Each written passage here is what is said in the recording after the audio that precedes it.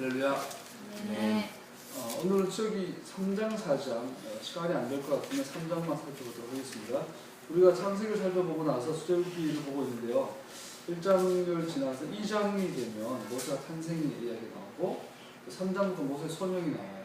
모세 탄생과 모세 소명 중간에 두 가지 사건이 있었죠. 하나는 이제 모세가 이집트 사람을 때려서 죽이고 묻고 동료를 구출한 거다. 근데 그것 때문에 쫓겨나서 우물가에서 아내 시보라를 만나는 이야기가 나오죠. 이것은 단지 모세 혈기라고 보면 안 되죠. 이것은 모세가 앞으로 할 하나님의 보내신 구원자, 이스라엘의 구원자로서 할 모세의 미래에 대해서 얘기하는 거라고 볼 수 있죠. 그래서 모세가 이집트를 심판하고 이스라엘을 구원하고 또 이스라엘 사람들에게, 백성들에게 우물가의 여인을 만난 것처럼 물을 제공하는 자가 되죠. 물은 또 토라로 이해할 수 있죠. 실제로 물을 제공하고 토라를 전해주는 모세의 역할에 대해서 2장에 이미 나와 있는 것을 볼 수 있죠. 그래서 이 모든 것의 결론은 뭐예요? 아마도 하나님 주권적인 역사라고 말할 수 있다고 지난주 나눴어요. 모세가 이스라엘 백성들을 구출하기 위해서 이스라엘 사람을 죽였는데 그 때문에 오히려 모세의 결과는 쫓겨남이에요. 근데 수십 년 지나서 모세가 준비되어서 다시 한번 3장의 오늘 이 본문에서 구원자로 이제 다시 이집트에 들어가게 되는데 이것은 뭐죠? 내가 너와 함께 있어. 이것은 모세의 일이 아니라 하나님의 일이고 모세의 능력이 아니라 하나님의 능력으로 애국을 심판하고 이스라엘을 구원하겠다라는 하나님 주권적 역사에 대한 예표적인 사건이었던 걸 알 수 있고 또 하나는 우물가에서 여인을 만나 그 리브가도 우물가에서 다말도 우물가에 여인 만나기 지난주 아까 살폈어요.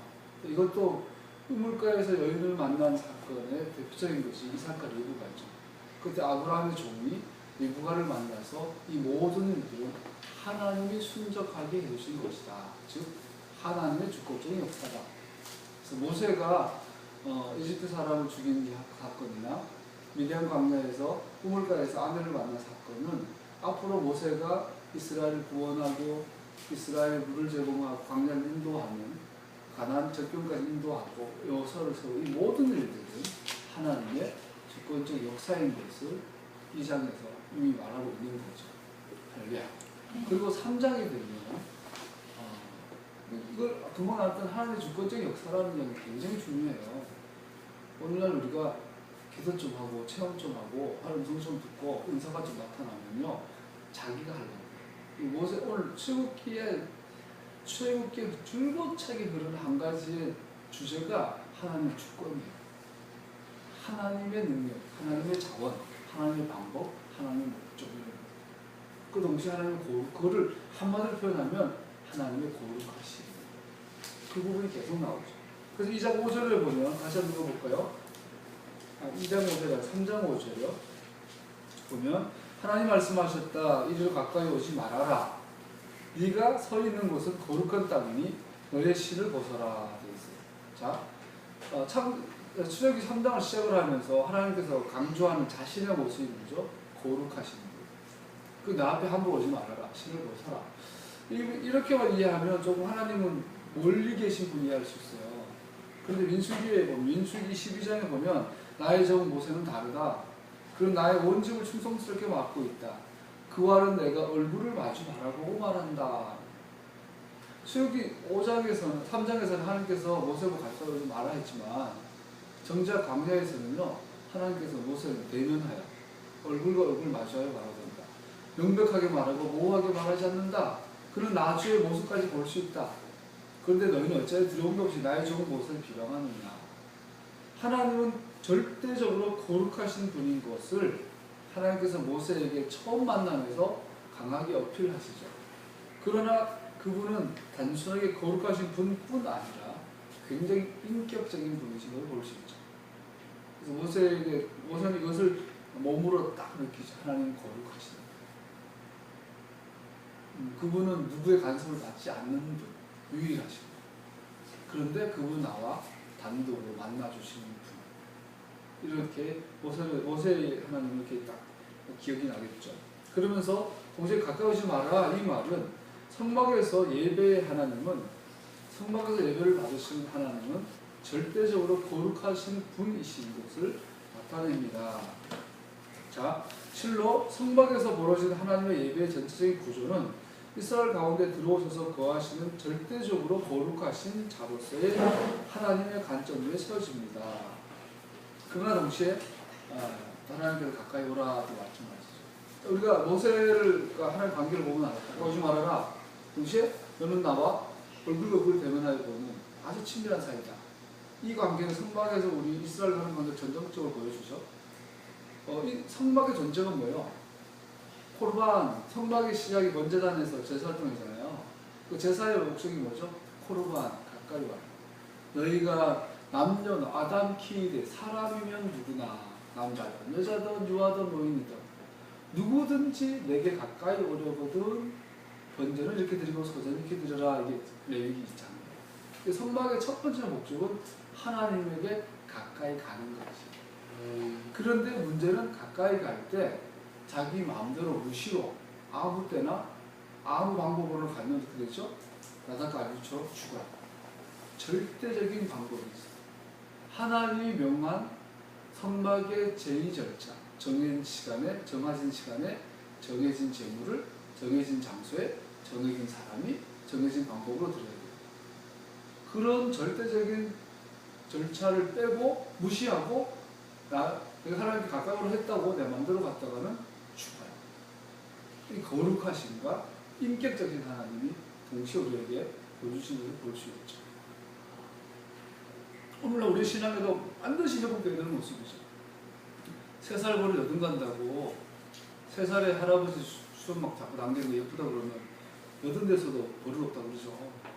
하나님을 사랑이라는 그 사랑은 뭐 죽음도 무엇도 우리를 끊을 수 없다고.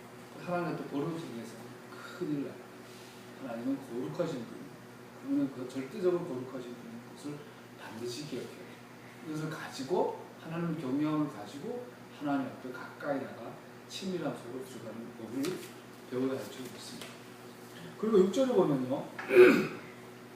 하나님도 말씀하셨다. 나는 너의 조상의 하나님, 아브라함의 하나님, 이삭의 하나님, 야곱의 하나님. 모세는 하나님을 뵙기가 두려워서 얼굴을 가렸다. 이런 구절이 있죠. 이걸 보면서 우리가 이해할 수 있는 것은 모세에게 나타난 하나님의 정체는 바로 조상들과 언약을 맺으신 분이라는 거죠.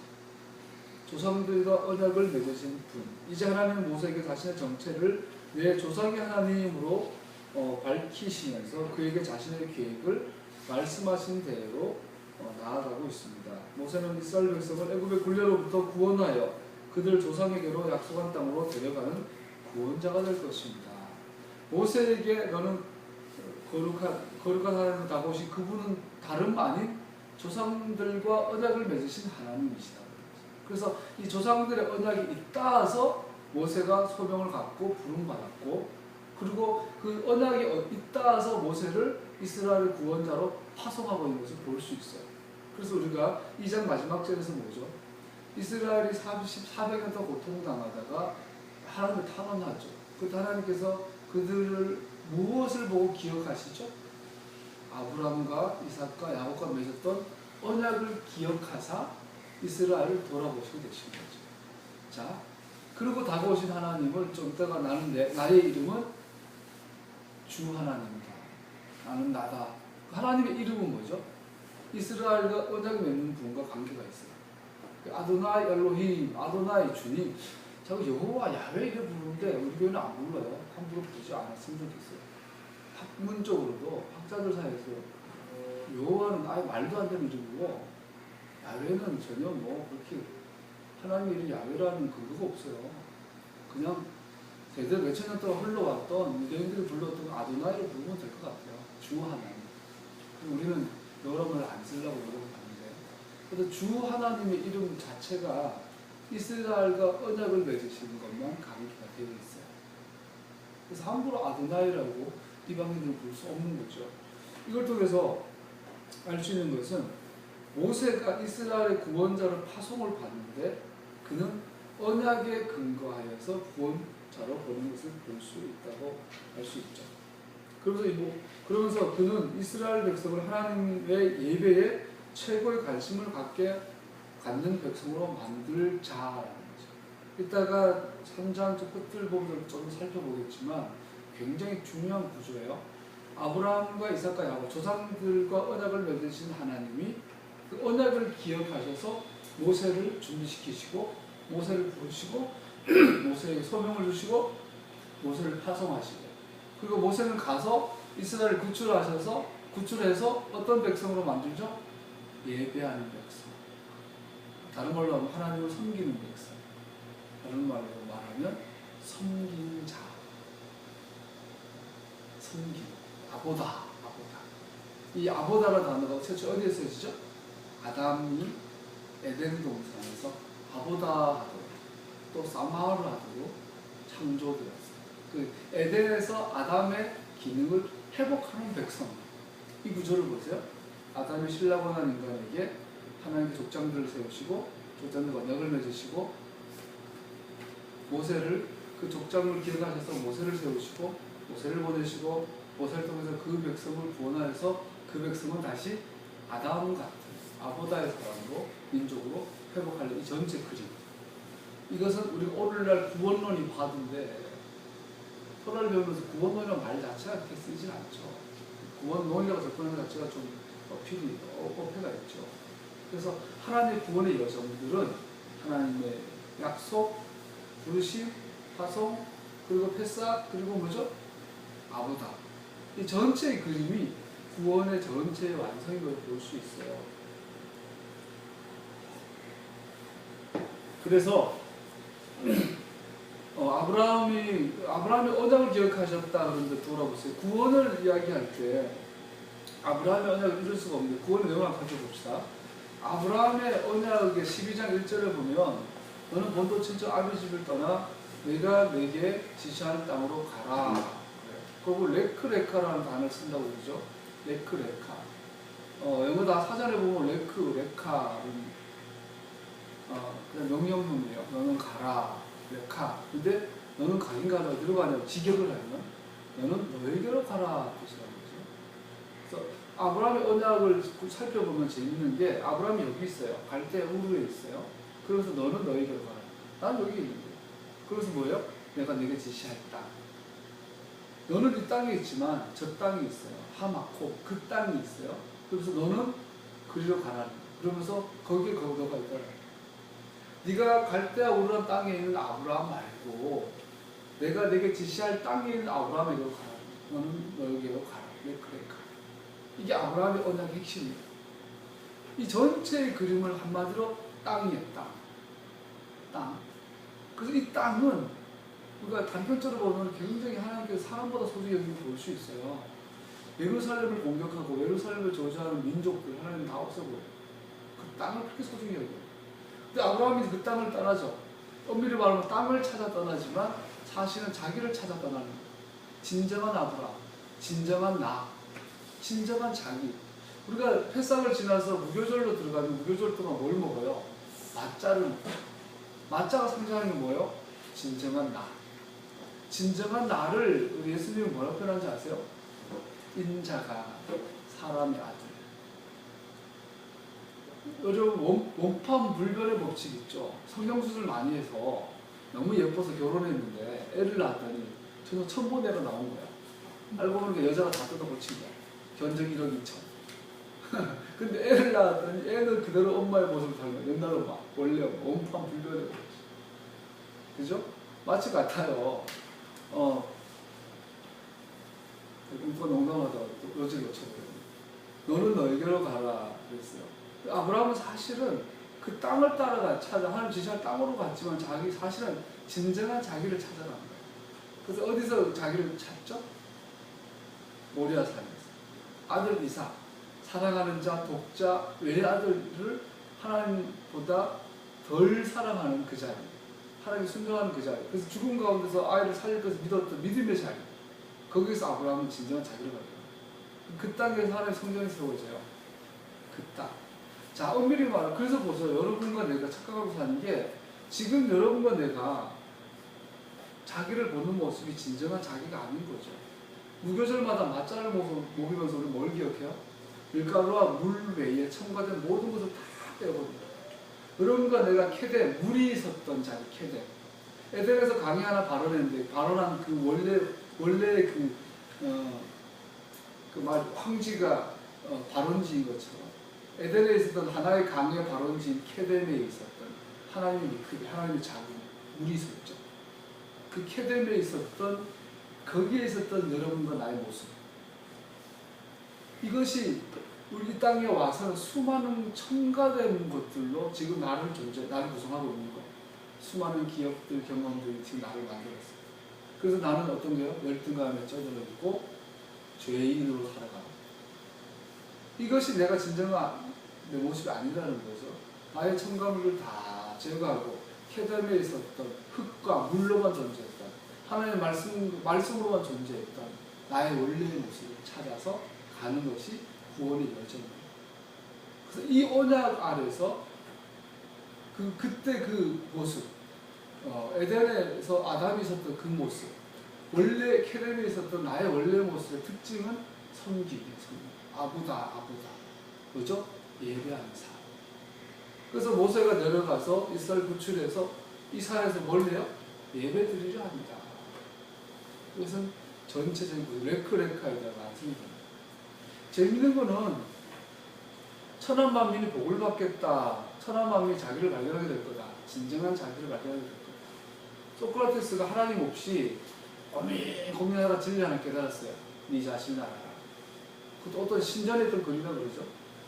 그것까지는 알고 네 자신을 알아라. 그리고 소크라테스는 자기 자신을 발견하지 못하고 죽었어요. 그죠? 이걸 보면서 하나님 예수님만이 오직 길인 걸 볼 수 있죠. 저 말이 두서버치는데 다시 말하면 아브라함의 자녀란 말은 뭘까요?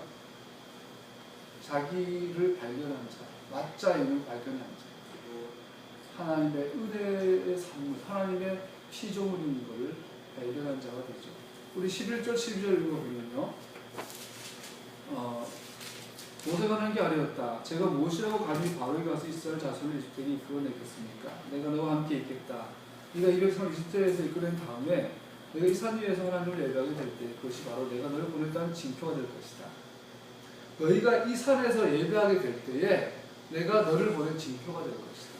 아까 말씀드린 것처럼 구원의 마지막 단계는 예배 회복입니다. 예배는 아보다. 아보다는 뭘까요? 제사장적 노동. 미시칸에서 제사장이 했던 모든 노동들, 섬김의 일들을 아보다라고 했어요. 이것은 동시에 대상이 두 분이에요. 한 분은 하나님을 향하여, 한 분은 사람을 향하여.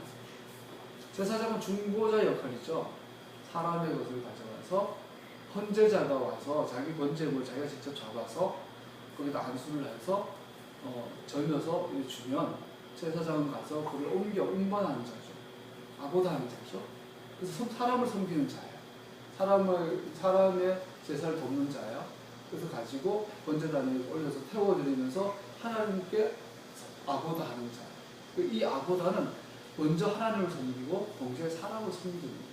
예수님께서 황금률, 소위 뭐라고 말해요?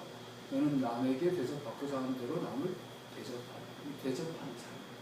그 남 인자는 그래서 그 대접하는 사람의 모습이 바로 참 자기, 다른 말로 말하면 참 사람. 예수님의 표현을 빌리면 인자, 사람의 아들로 되어 있어요. 인자, 예수님 마태복음 말래요. 인자가 자기에 관하여 성경에 기록되어 있는데 떠나가지만 인자를 넘겨주는 그 사람 화가 있다. 그 사람 차라리 태어나지 않았으면 좋았겠다. 요한복음 3장에 보면 하늘에서 내려온 이 곧 인자밖에는, 사람의 아들밖에는 하늘로 올라간 이가 없다. 자, 존재하는 모든 사람은 참 사람이 아니에요. 명심하세요. 여러분과 나는 참 사람이 아니에요. 사람의 아들이 아니에요. 예수님만이 참 사람이에요. 그분은 참 신이고 참 사람이에요. 그 구원이라는 것은 여러분과 내가 참 사람을 회복하는 거예요. 할렐루야. 이것이 구원의 마지막이에요. 참 사람의 특징은 뭐라고 그랬어요? 하나님을 섬겨요. 또 사람을, 이웃을 섬겨요. 이웃을 대접해요. 예수님께서 돌아가신 마지막 날 뭘 하세요? 세족식, 소위 세족식이라 하죠. 내가 왕으로 와서, 주인으로 와서 너네들 섬긴다. 선생으로 섬기니까 너네들 서로 섬기라. 섬기는 자가 가장 높은 자다. 계속 말씀하세요. 우리가 미드라시에 보면, 탈무드에 보면 이제 아가다가 있고 할라카가 있는데, 탈무드 안에 할라카는 법제적인 어떤 규정들을 말하고, 아가다는 뭐 올로 말하고 그러니까 뭐 간증 같은 어떤 스토리를 많이 부분들이 결합이 되어져서 이 탈무드를 구성한다고 해요. 예수님을 탈무드의 관점에서 바라보면 예수님 이 땅에 오시고 태어나시고 사시고 병자를 고치시고 죽으시고 장사되시고 부활하시고 이 모든 것은 아가다예요. 근데 할라카, 예수님의 명령, 할라카는 뭐냐면 예수님의 삶의 대부분 아가다예요. 근데 예수님 단 하나의 할라카를 주고 가셨어요. 서로 사랑해라. 서로 사랑해라. 예수님 할라카. 이 할라카를 한마디로 말하면 뭐죠? 아버다예요. 하나님을 섬기고 사람을 섬겨요. 그래서 바울이 갈라디아서나 고린도전서나 계속 반복하는 게 성령의 할라카. 성령의 인도에 따라 걸어라. 레클레카해라. 너 널 향하여 걸어가라. 이걸 사도 바울은 뭐라고요? 성령을 따라 걸어라. 그러면서 9가지 성령의 열매를 말해요. 뭐 충성, 자비, 온유, 뭐 있죠. 사랑. 이 모든 것은 뭐예요? 하나님을 향하여 사랑을 향하여. 이것이 우리가 반드시 이룩해야 될 토라의 말씀입니다. 우리가 또라이볼 하면서 호저 지키는 건 목숨 걸고 하고 샤바스에 날짜 지키는 건 목숨 걸고 하고 중요하죠. 당연히 중요하죠. 표서도 중요하고 반드시 우리도 지켜야 되고 할례도 중요하고 유월절도 중요하죠. 그러나 그보다 더 본질적인 건 뭐야? 아보다야. 주변을 돌아보면 하나님 기뻐하시는 자들은 대부분이 상한 신령이에요. 상한 신령. 할렐루야. 참 사람은 섬기는 자예요. 여러분, 내가 섬김의 삶을 내 삶의 최고의 가치로 두고 살고 있지 않다면 여러분 사람이 아니에요. 마자의 특징은 섬기는 자. 근데 먼저 하나님을 섬겨요. 우리 교회가 메시아닉 가정교회라는 규정을 갖고 있어요. 요즘 꿈에도 나타날 정도로 저는 고민 중인데 우리는 가정교회를 해봤어요. 일반적으로 말하는 가정교회가 아니에요. 이 가정교회는 관계동심을 베이스로 하는 가정교회는 정말 잘할 수 없어요. 저 목사로 좀 후회를 한 번도 보니 아니에요. 메시아닉 가정교회 시작한 거죠. 왜냐하면 죽었다 깨어나도 내가 할 수 있는 목회가 아니기 때문에. 카페를 하게 됐어요. 오는 손님이 전부 다가 내 이웃이야. 섬기기 위해서. 난 그들이랑 돈을 벌어요.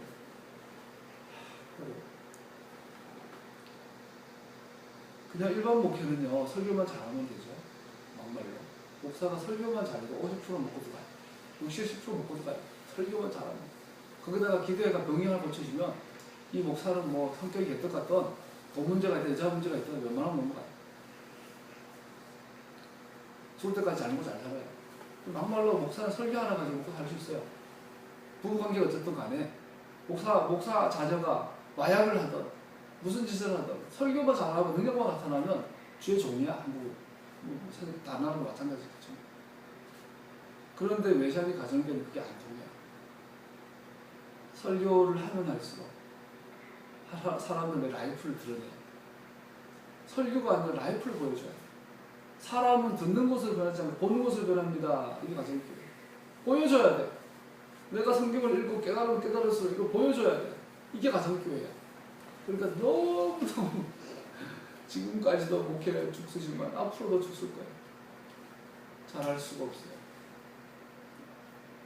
나도 뭐 사람 많이 모인 예배 꽤 많이 해봤어요. 7명 모이고 몇백 명 모이고 기본적으로 몇백 명 모이는 예배들 많이 해봤어요. 재밌어요.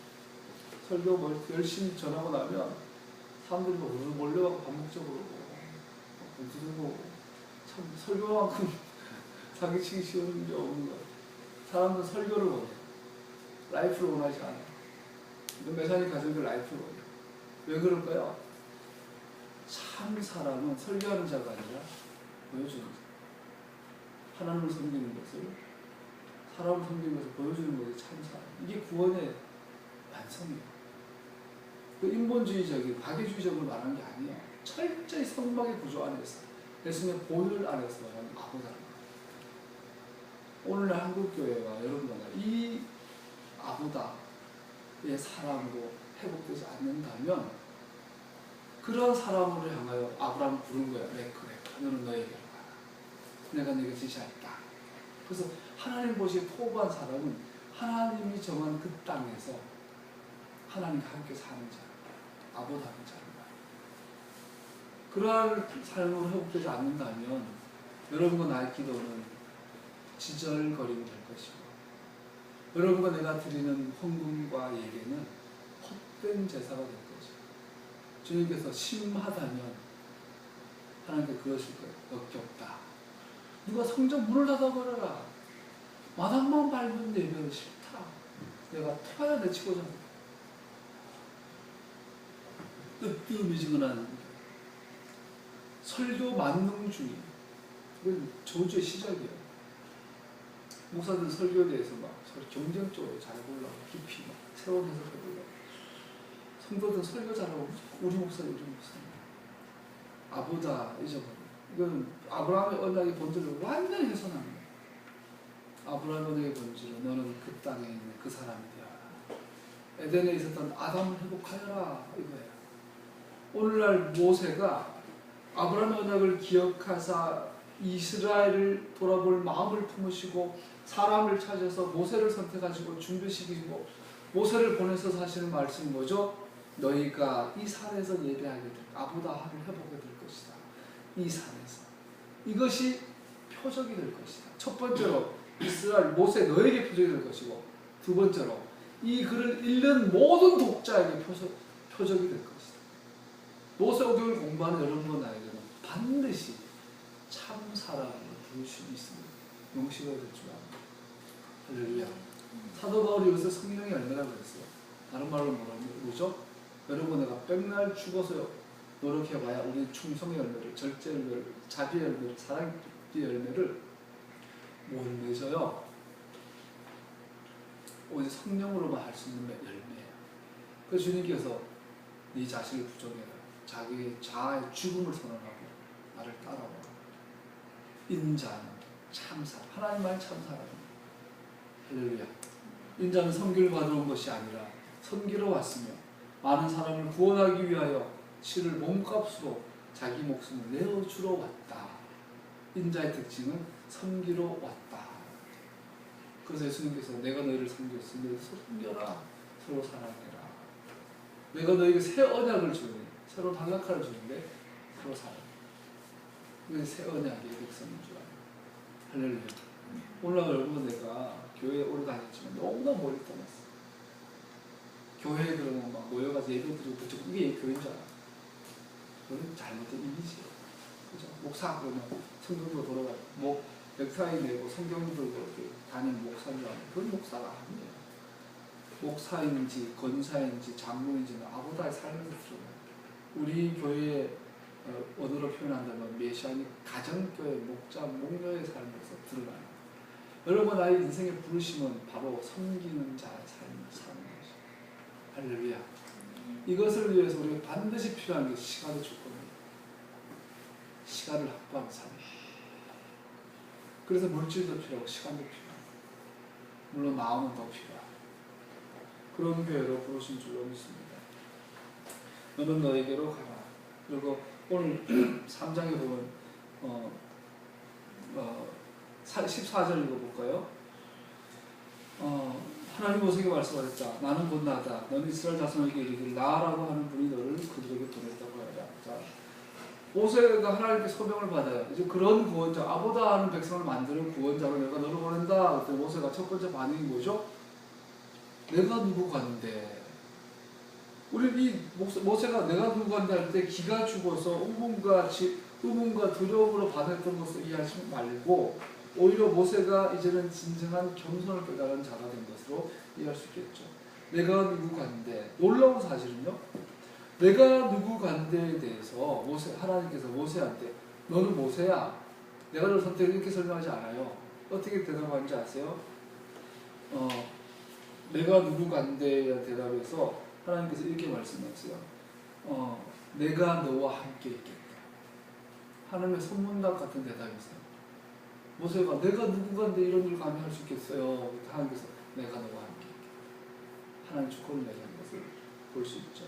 하나님 모세 질문에 대하여 그의 믿음을 증진시켜 줌으로써가 아니라 그의 일을 수행함에 있어서 자신이 그와 함께 있을 것임을 재확인함으로써 대답하신다.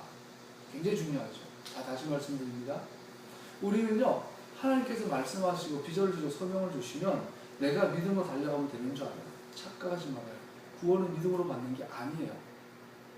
구원은 하나님의 의로 받는 거예요. 구원은 하나님의 선택하신 거예요. 하나님 희생으로 내가 구원을 받는 거예요. 믿음은 언제 필요할까요? 믿음은 순종하기 위해서 됩니다. 우리가 해야 될 것은 순종하는 믿음이에요. 구원 없는 믿음은 주님이 하시는 거예요. 우리가 그 말씀 듣고 그냥 믿어지는 거예요. 그리고 엄밀히 따져도 하나님의 믿음으로 구원받지 나의 믿음으로 구원받는 게 아니에요. 우리의 믿음의 본질은 순종으로 해요. 순종. 오늘 하나님 말씀에 순종하고 있지 않다면 안 믿는 거예요. 근데 문제는 우리 하나님의 부르심 앞에서 어떻게 반응하죠? 내가 하겠다. 가서 앞에 들고 가가지고 이거 하나님 보내신 증거야. 그러니까 하잖아요. 아니에요. 내가 너와 함께. 하나님 그럼 직접 가시지 왜 모세를 부르세요? 하나님 방법이에요. 하나님 반드시 사람을 통해서 일하세요. 하나님께서. 그러다 보니까 모세를 어떻게 하신 것이 가서 하는 거는 모세는 순종하는 뿐이야. 그러면 일을 성취하시는 분은 주님이세요. 우리 이 방법을 반드시 알아요. 목회가 잘 되고 나면 내가 한 줄 알아요? 그래서 여러분 제가 여러분들 많이 강조한 중에 하나가 간증하지 말아요. 시작부터 간증은 딱 한 번, 두 번만 하고 말아야 돼요. 세 번, 네 번 들어가면 간증은 반드시 변질되거든요. 굉장히 좋아했던 어떤 자매가 있죠. 아주 유명한 TV에도 많이 우리 카페 당국이. 그 자매가 얼마 전 다녀가고 TV에 또 나왔다. 10년 전에 그 자매 책을 읽고 감동받아서 전화를 했어요. 그 어머님한테. 서울의 모교회에서 큰 부서를 맡고 있을 때 강사로 모시고 전화했더니 미국가 있어서 통화가 못했어요. 근데 그 이후로 몇 번 인연이 있었던지 인연은 뭐 불교인 거지만 몇 번 맞춘 적이 있었는데 모른 채 했다가 카페를 열었는데 그 자매가 그래서 우리 카페 당구로 된 거예요. 부모님과 같이 자주 와요. 근데 그 자매가 나눈 간증들을 들어보면 10년 내내 같은 말을 계속 했더라고요. 내가 듣는 순간 식상하고 이미 이제 설교가 됐더라고요. 간증이 아니라 잔소리가 됐더라고요. 종교가 됐더라고요. 내가 보기에 마음이 아팠어요. 여러분 간증을 자꾸 하면 안 돼요. 간증을 자꾸 해서 사람을 움직이는 그 속에 뭐가 있죠? 하나님을 행하는 것이 아니라 내가 뭐가 있고에 따라 원래 너무나 많아요. 돌아온다면서도 내가 하겠다래요. 내가 믿음을 하겠다래. 하나님 가만히 계세요. 내가 믿으니까 내가 믿음을 열심히 할게요. 도와주세요. 하나님 돕는 분이 아니라 하시는 분, 행하시는 분이세요. 하나님 돕는 분이 아니세요. 행하시는 분이세요. 착각하지 말아요. 여러분의 부부관계에 있어서 하나님 돕는 분이 아니에요. 부부관계의 주인은 주님이세요. 여리고 성 앞에서 여호수아가 칼 들고 달려가는데 칼 든 누군가가 막아버려요. 여호수아를. 그래서 여호수아가 칼을 빼들고 싸우려고 그래요. 너 누구냐? 나의 편이냐? 저놈 편이냐? 그 여호와의 군대 장관 예수아 그분이 뭐라고 그래요? 여호수아하고 너는 내 앞에 복종이야. 나는 네 편도 아니라는 거예요. 예수님이. 나는 여호수아 너 편도 아니고 난 열거 편도 아니야. 나는 나야. 나는 나다. 그래. 근데 여호수아가 안 하더래요. 무릎 꿇고 복종을 해요. 하나님은 독점당하지 않아요. 누구 편 들지 않으세요. 하나님은 당신 편이세요. 하나님을 돕는 자가 아니세요. 우리가 하나님을 순종해야 되는 거예요. 모든 일은 주님에게 가지고 주님이 하세요. 우리는 동참하여 순종할 뿐이에요. 내가 한다고 착각하지 말아요. 부부관계에 있어서 부부관계 회복하시는 분 하나님이세요. 두 사람 노력을 회복되지 않아요. 우리 순종할 뿐이에요. 가정 내 문제도 교회 문제도 모세는 반드시 거기에 대해서 답을 갖고 시작하는 거예요. 내가 누구 같은데 모세는 나는 힘이 없어요. 그래서 모세가 하나님께서 내가 너와 함께 걱정하지 말아라 이렇게 말씀을 볼 수 있죠. 모세에게 주어진 표적 자체는 믿음을 요하는 것을 중보할 필요가 있습니다. 내가 백성을 이끌 수 있는 후에 너희가 이 산에서 섬기리니 예배 드리게 되겠다라는 표를 보게 되죠. 이렇게 했을 때 두 번째 반론이 나와요. 이것만 살펴보고 마칠게요. 두 번째 반론에서 모세가 이렇게 대답해요. 하나님의 이름이 무엇입니까? 13절에 보니까요. 모세가 아뢰었다. 제가 이스라엘 자손에게 가서 너희 조상의 하나님께서 나를 너희에게 보내셨다고 알면 그들이 저에게 그 이름이 무엇이라고 말할 겁니다. 에어컨 좀 킬까? 그러면 제가 무엇이라고 대답해야 합니까? 14절에 하나님이 모세에게 대답하였다. 나는 곧 나다. 나는 이스라엘 자손에게 이르기를 나라고 하는 분이 너를 그들에게 보냈다고 하여라. 15절 같이 읽어볼까요? 시작. 하나님이 다시 모세에게 말씀하셨다. 너는 이스라엘 자손에게 이르기를 여호와 너희 조상의 하나님 주 여호와 주 하나님 너희 조상의 하나님 주 아브라함의 하나님 이삭의 하나님 야곱의 하나님이 나를 너희에게 보내셨다. 영원한 나의 이름이며 의식하는 간 나의 이름이다. 자, 성경에서 이름은 항상 그 사람의 본질을 말합니다. 나는 나다. 나는 나다. 자, 이름은 주 하나님 나는 나다 말하는 것은 살펴보면서 우리가 알 수 있는 것은 뭘까요? 하나님은 자기 이름을 주 하나님으로 계시하면서 나는 나다. 이 나는 나다라는 단어를 영어로 번역할 때 다르게 이렇게 의미를 해석할 수도 있죠. I am who I am. I am that I am인가? 그리고 나서 It is I who am with you. 이거 다르게 이해할 수 있는데 나는 너와 함께 있을 자인자. It is I who am with you. 나는 나다. 근데 나는 너와 함께 있는 나다라고 이해할 수 있다는 이 번역을. 자, 무슨 뜻일까요? 하나님의 이름은 이스라엘과 함께하고 계신 분이라는 뜻을 맵하고 있다는 걸 알 수 있죠. 자, 이거는 뭘까요? 주 하나님이라는 이름은 과거에 조상들과 언약을 맺으심으로 그들과 함께 하셨던 그 하나님이 오늘 이스라엘에 와서 주 하나님으로 내가 너와 함께하고 약속했던 그 하나님이 그 약속에 신실하신 하나님으로 너에게 다시 왔다.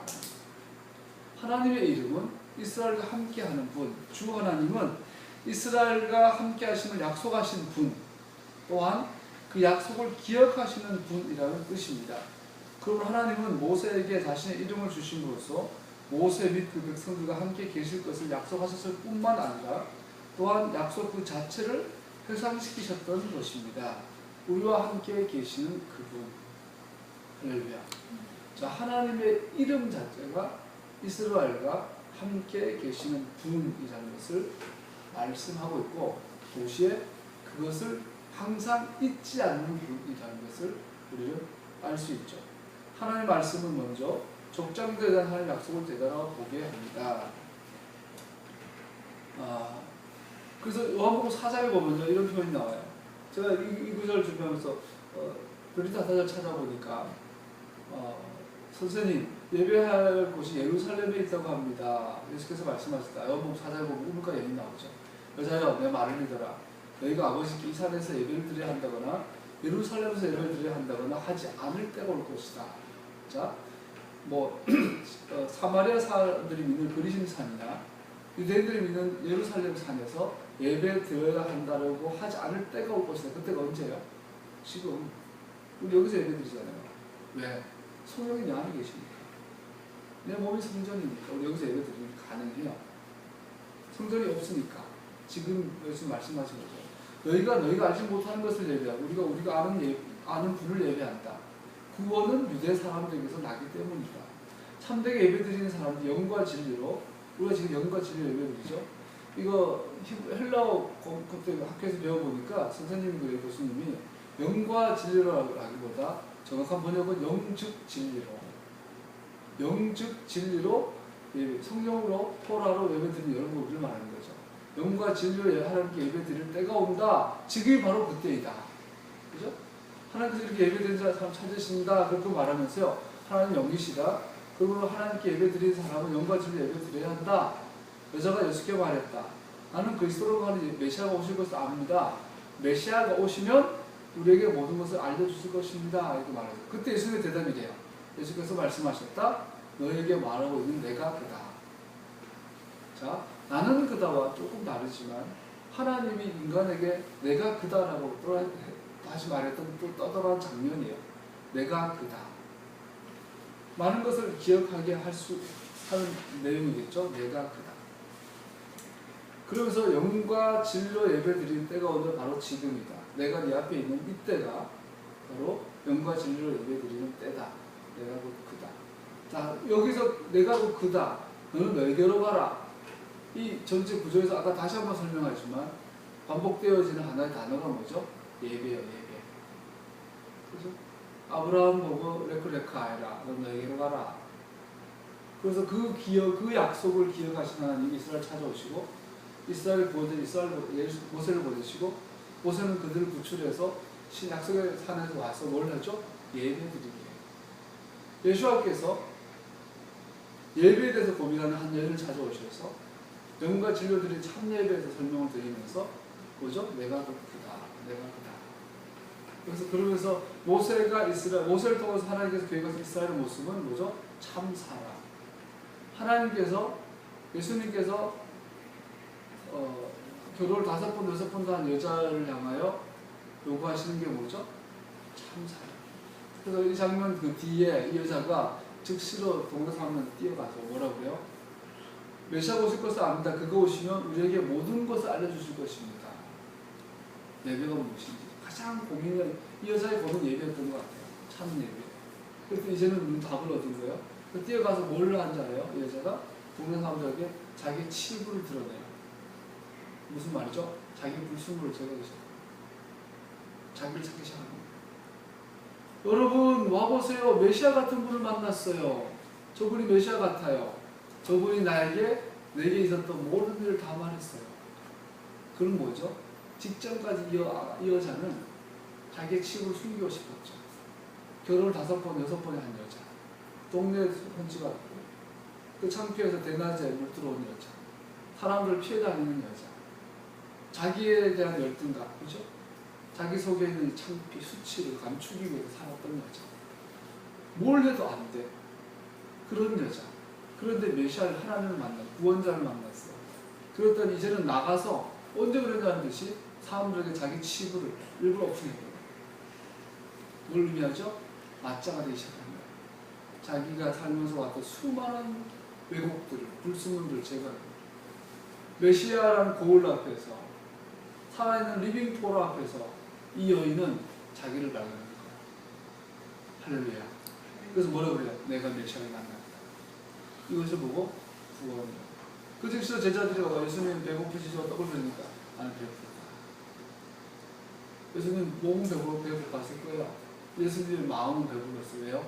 한 영혼 구원했어요. 여러분 전도라는 게 뭐예요? 교회 다니고 이게 아니잖아요. 사람들이 예수님을 만나면 지금 토라 앞에 서면 뭐가 돼요? 토라와 성령 앞에 서면 예배합니다. 참 자기를 찾아요. 참 사람이 돼요. 오늘 아버지들이 아이들 폭행을 하고 부인을 폭력을 하고 심지어 요즘은 부인이 남편을 폭행을 해요. 심지어 아버지가 딸을 겁탈을 해요. 요즘은 아들이 아버지를 때려줘요. 이제 요즘 그런 시대가 됐어요. 왜 그럴까요? 아버지도 어머니도 자식도 자기가 누군지 몰랐어요. 괴물 같은 자기만 보고 태어나면서 괴물 같은 아버지 밑에서 살면서 괴물같이 살았어요. 그 자기는 괴물밖에 없는 거야. 요즘 만화든 드라마든 영화든 최고의 그 스토리 주제 중에 하나가 좀비 문화예요. 좀비 문화. 좀비가 되면 뭐죠? 사람이 사람 뜯어먹어요. 그 영화가 지금 요즘 만화, 우리가 교회는 만화가 있어가지고 만화를 보세요. 좀비 만화가 거의 예외 없이 매주마다 하나씩 올라와요. 젊은 애들이, 만화 좋아하는 애들이 좀비 만화. 뭐야? 전부 다 자기를 좀비로 보기 시작하는 거야. 자아상이 좀비로 보는 거죠. 내가 좀비다 보면 동성애도 받아들이고 다 받아들이고. 세월호 사건이 왜 터져요? 인간이 자기가 누군지 모르고 사니까 좀비처럼 괴물처럼 사니까 세월호 사건이 터집니다. 이번에 러시아 그 방군이 우크라이나 러시아 방군이 그냥 민간기를 쏴서 200명을 죽이고 서로 안 죽였다 거짓말하고. 이 모든 괴물 같은 일들이 참 사람성을 잃어버리기 때문에 방법은 메시아를 만나야 돼요. 이 모든 오늘의 3장의 내용을 오늘 좀 번복걸려서 나누는데 주제는 하나예요. 네 자신을 알라. 그것이 구원의 완성이에요. 여러분, 우리가 진짜 자기가 누군지를 알면 우리는 넉넉해져요. 불안감이 사라져요. 세상이 줄 수 없는 평안 가운데 거해요. 세상이 알 수 없는 평안을 알게 돼요. 그래서 감사하게 돼요. 그 예수님이 만드셨던 케덴의 한 가지 특징이 뭐죠? 에덴 동산의 가장 한 가지 기능이 뭐죠? 기쁨의 동산. 기뻐요. 그 묘미과 증오가 없죠. 그 나라가 주님의 킹덤의 완성이에요. 이 세상의 기쁨의 나라가 바뀔 겁니다. 왜? 자기가 누군지 알기 때문에. 아무도 결핍을 경험하지 않아요. 그러한 주님의 왕국이 이 땅에서 도래하고 있습니다. 그래서 우리의 마음에서부터 시작했습니다. 주의 나라가 우리 안에 있다 했거든요. 여러분, 내 안에 그 나라의 기쁨과 평안이 더 커져서 흘러 넘쳐서 우리 이웃들에게 섬김으로 나아가기를 소원합니다. 그러한 아보다의 삶으로 회복되어지기를 예수님 축복합니다. 기도하겠습니다.